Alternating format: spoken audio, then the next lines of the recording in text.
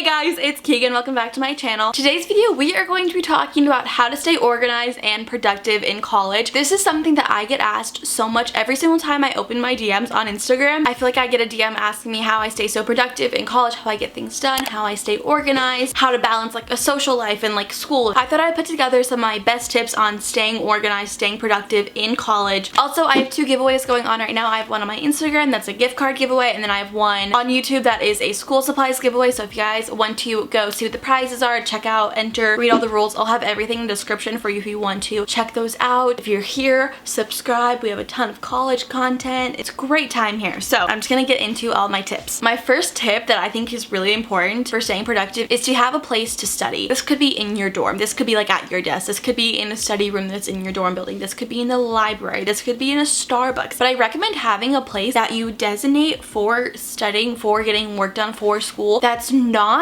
a place where you socialize. I used to do homework on my bed in my dorm, and I just kept getting distracted, and it was so hard to stay focused when I was comfortable. Sometimes I would accidentally fall asleep. It wasn't good. And I was very like unproductive. I would go on Snapchat, I'd go on my phone, because it wasn't an area where I knew myself to be studying and to grind. Like, this is not a workspace for me. So I eventually like moved my workspace to like a desk or to like a study room that was in my dorm hall, and I was so much more productive. There was less distractions. Some people need like some background noise, and you can like play background noise or something like that, but I do recommend having a designated space where you study. My productivity levels increased so much when I did that. I also recommend muting your phone or like putting it across the room. My phone was a big distraction. My phone is still a big distraction for me, and just like having it, like even like flipping it upside down like this and not seeing when it lights up when you get a notification is really helpful. Like just having a time where you are like, this is school, nothing else is important right now, will really improve how productive you are, and you'll surprise how much faster you'll get things done when you don't have those distractions. When you're on your laptop, I recommend only having tabs open that you need. So don't have that Amazon or Forever 21 tab open, or like don't be Googling like what Jeff Bezos like net worth is, you know. Just have the tabs open that you need. If you need Google Docs, if you need this one website, and if you need a thesaurus open, have those open, but have the rest of the distractions out of there. This is obviously an ongoing theme in this video, just getting rid of distractions. I also really recommend having study times with your roommates. So what this means, a designated time of the day, and this can change for every day of the week, where you and your roommate will just be studying, or it's just a quiet zone. So like you could be studying and they could just be on their phone quietly. I think that's one thing that a lot of roommates struggle with. Like one roommate could be like, it's 3 p.m. like I want to start writing my essay, but my roommate is blasting music. She has her friends over. So I recommend having a time of the day that works with both of your schedules, where whether you're studying or not, it's just a quiet time, and if you want to have people over, they have to like ask for your permission kind of at that time of the day, and give it a test, see how it goes. One of the biggest distractions can be your roommate, and if your roommate is really loud, noise canceling headphones are very helpful to just like literally tune them out. I also recommend like really memorizing all of your assignments and your schedule. So what I did for me was my classes, I put them in my calendar on my phone, and then I had a planner, and I put all my due dates and everything like in that planner. I just took every syllabus and I color coded it, so like chemistry would be green and marketing would be blue. Put the due dates in my planner, so every single week when I'd open my planner, I'd see everything that was due, and I would really like know like, okay, like this is due tomorrow, I need to get this done today. Just knowing what you have coming helps you prepare for it and helps you prioritize your assignments. That is key. Knowing your assignments helps so much. I know so many people that had horrible grades in their college classes because they just forgot about an assignment, and it could have been like the easy assignment that took 5 minutes, but because they consistently kept forgetting about it, or even one assignment, like forgetting like a 20-point assignment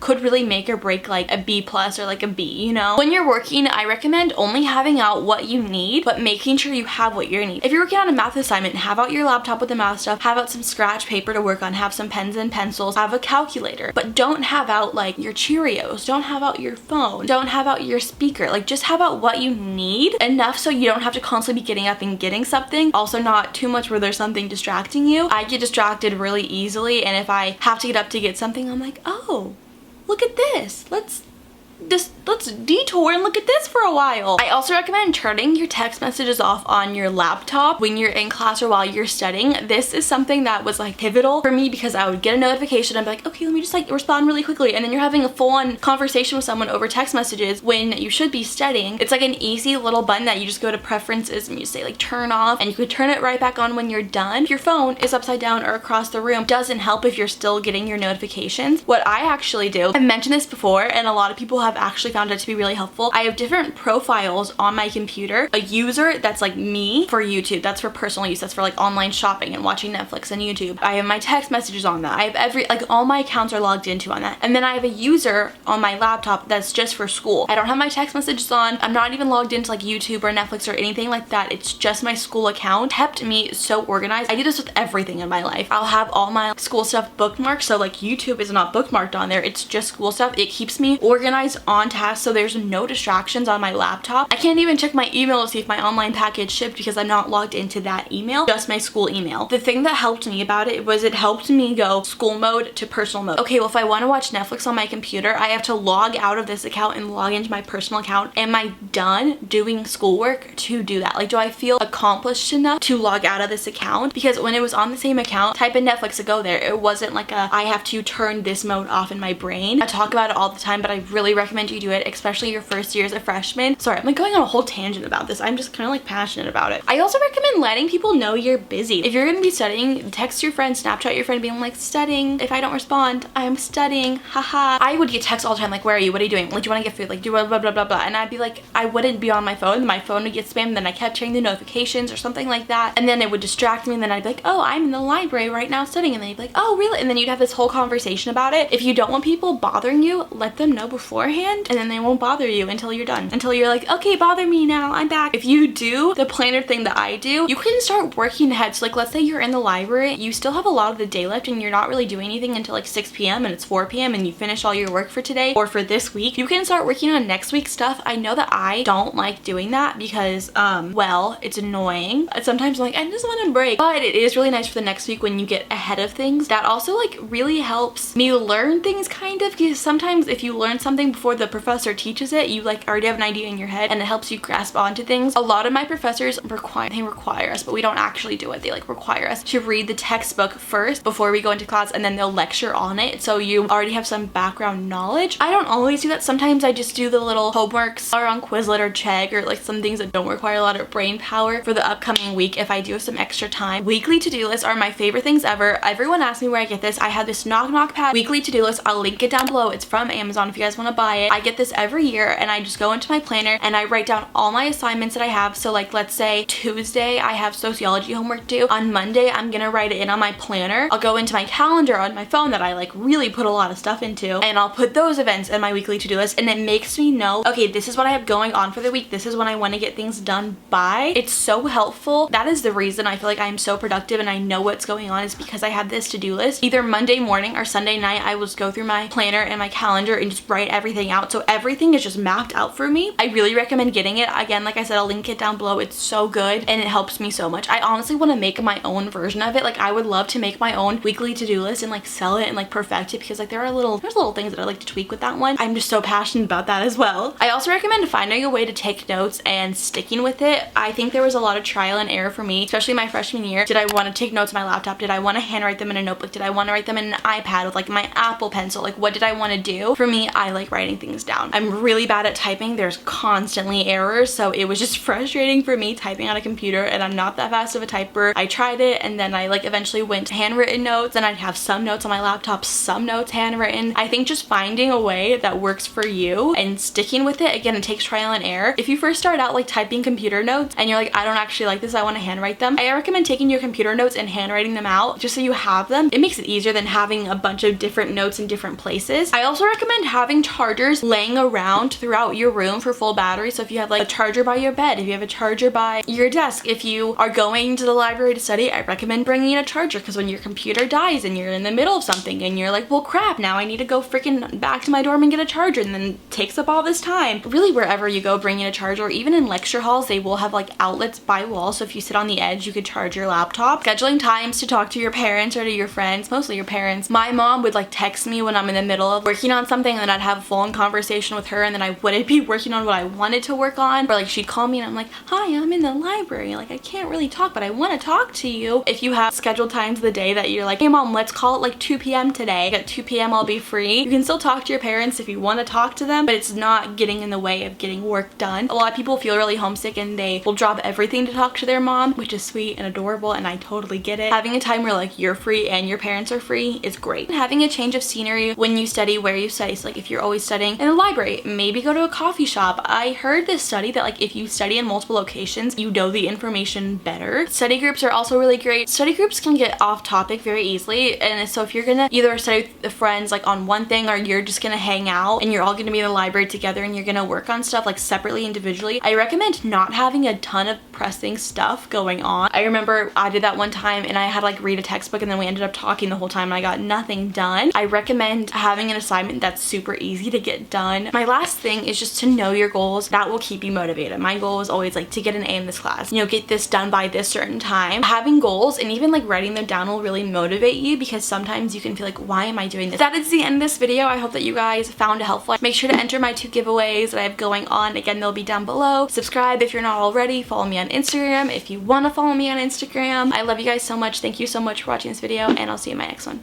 Bye!